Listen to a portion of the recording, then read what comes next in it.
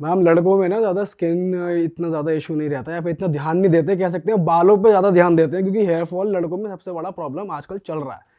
तो उसके बारे में बात करना चाहूँगा मैं कि हेयर फॉल क्यों हो रहा है, बॉयज़ में इतना ज़्यादा क्यों हो जाता है, मतलब कम एज में। तो देखिए, हेयर फॉल तो सब में ही होता है। Losing 50 to 100 hair strands a day is normal.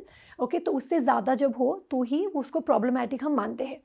तो हमें पहले पता होना चाहिए कि हेयर फॉल का पैटर्न कैसा है। मतलब क्या आपके बाल रूट से झड़ रहे हैं, या क्या टूट के हेयर शैफ्ट वीक होने की वजह से झड़ रहे हैं, या धीरे धीरे पतले हो रहे हैं। ओके, तो हेयर थिनिंग है, हेयर फॉल है, या हेयर ब्रेकेज है, पहले तो वो समझना ज़रूरी है। फिर उसके बाद ही हम प्रॉपर ट्रीटमेंट बता पाएंगे क्या आपको हेल्प करती है। यूजुअली जो लोग एक्सपीरियंस करते हैं वो हेयर फॉल है जो 3 to 4 मंथ्स में खुद से ही कंट्रोल में आ जाता है। तो मैं बता दूँ, ये सबसे कॉमन कॉज है हेयर फॉल का, जो हम बोलते हैं टीलोजन एफ्लूवियम। जब भी आप कुछ बीमारी के थ्रू जाते हो, आप रिकवरी करते हो बीमारी के बाद, और आपको कुछ वायरल इन्फेक्शन होता है, या सडन वेट लॉस हुआ है, या आपने सडनली बहुत ज़्यादा जिम शुरू कर दी, या आपके एग्ज़ाम के बाद आपको बहुत स्ट्रेस हो गया, तो उसके यूजुअली 3 मंथ्स के बाद आपको हेयर फॉल दिखने को मिलता है। तो दैट स्ट्रेसफुल इवेंट 3 मंथ्स पहले होते हैं, फिर 3 मंथ्स के बाद आपको हेयर फॉल दिखने को मिलता है। तो ये यूजुअली 3 to 4 मंथ्स में फिर कंट्रोल हो जाती है। तो ये सबसे कॉमन हेयर फॉल है। तो उसमें लोग बहुत डर जाते हैं, बोल के अरे मैं पूरा गंजा हो जाऊँगा क्या, सारे मेरे बाल उड़ जाएंगे क्या? नहीं होते। और दूसरा टाइप का जो कॉमनली मेल्स में देखा जाता है, उसको हम बोलते हैं एंड्रोजेनेटिक एलोपेशिया या मेल पैटर्न हेयर लॉस।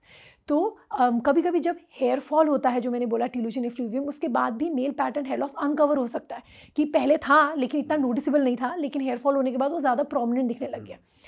तो ये भी है। और लड़के मेरे पास सबसे ज़्यादा इस चीज़ के लिए आते हैं कि कॉर्नर्स में बाल नहीं है। तो ये हेयरलाइन समझना, पीछे हो जा रही है। यस, हेयरलाइन पीछे हो रहे हैं, उनको लग रहा है कि अभी गंजापन शुरू हो रहा है। तो ये समझना ज़रूरी है कि उसको हम बोलते हैं मैच्योरेशन ऑफ हेयरलाइन। जो स्ट्रेट हेयरलाइन है ना, वो सिर्फ फीमेल्स में होते हैं। एक एज के बाद, यूजुअली 22 to 25 ईयर्स के बाद, सब लड़कों के थोड़ा सा कॉर्नर्स दिखने लगेंगे। ऑफ कोर्स अगर आपके माथा बहुत ज़्यादा चौड़ा लग रहा है या हेयरलाइन बहुत ज़्यादा रिसीड हो रही है, then that's different. Otherwise slight recession temple area में इट्स कंसिडर्ड नॉर्मल। और अगर आपके बाकी हेयर की थिकनेस प्रॉपर है, वहाँ पे थिनिंग नहीं है, देन नथिंग टू वरी। अगर मैम ऐसे प्रोडक्ट्स की बात करें जो डॉक्टर्स रेकमेंड करते हैं जिनसे आप स्टॉप कर सकते हो हेयर फॉल, बट वो सीरियसली वर्क करते हैं, क्योंकि कुछ लोग कहते हैं कि अगर आप नॉर्मल ऑयलिंग कर रहे हो और डाइट अच्छी रख रहे हो, लाइफस्टाइल आपका अच्छा है, तो आपके इवेंचुअली ही कम होने लग जाएंगे बाल गिरने। और प्रोडक्ट वाइज अगर प्रोडक्ट भी लगा रहे हो तो उससे इतना फ़र्क नहीं होता। क्या ऐसा होता है?